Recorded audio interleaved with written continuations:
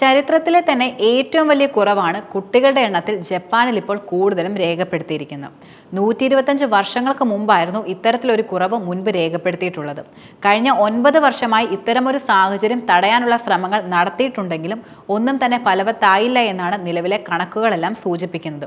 കാര്യങ്ങൾ ഇങ്ങനെ തന്നെ തുടരുകയാണെങ്കിൽ 2720 ജനുവരിയിൽ, അതായത് 695 വർഷങ്ങൾക്ക് ശേഷം ജപ്പാനിലെ കുട്ടികളുടെ എണ്ണം 1ലേക്ക് എത്തുമെന്നാണ് റിപ്പോർട്ടുകൾ സൂചിപ്പിക്കുന്നത്.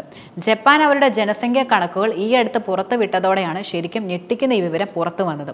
ഇങ്ങനെയാണ് കാര്യങ്ങളുടെ പോക്കെങ്കിൽ ജപ്പാൻ ഒരു വംശനാശ ഭീഷണി നേരിടുന്ന വിഭാഗമായേക്കാമെന്നുള്ള മുന്നറിയിപ്പും ജനസംഖ്യാ ശാസ്ത്ര വിദഗ്ധർ വെളിപ്പെടുത്തുന്നുണ്ട്. ജപ്പാന്റെ ആരോഗ്യ മന്ത്രാലയം പുറത്തുവിട്ട കണക്കുകൾ നോക്കുകയാണെങ്കിൽ 2024 വിദേശ പൗരന്മാർ ഉൾപ്പെടെ 7,20,988 കുഞ്ഞുങ്ങൾ മാത്രമേ രാജ്യത്തുണ്ടായിട്ടുള്ളൂ.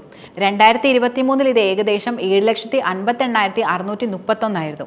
2024 രാജ്യത്ത് 16,18,684 മരണങ്ങളായിരുന്നു പ്രധാനമായിട്ടും രേഖപ്പെടുത്തിയത്. മുൻ വർഷത്തെക്കാൾ 1.8% വർധനവുമാണിത്. കുഞ്ഞുങ്ങളുടെ എണ്ണം കുറയുകയും മരണനിരക്ക് ഉയരുകയും ചെയ്തതാണ് യഥാർത്ഥത്തിൽ ജപ്പാന്റെ ജനസംഖ്യ തന്നെ തകരാൻ ഇടയാക്കിയതെന്ന് പറയാം.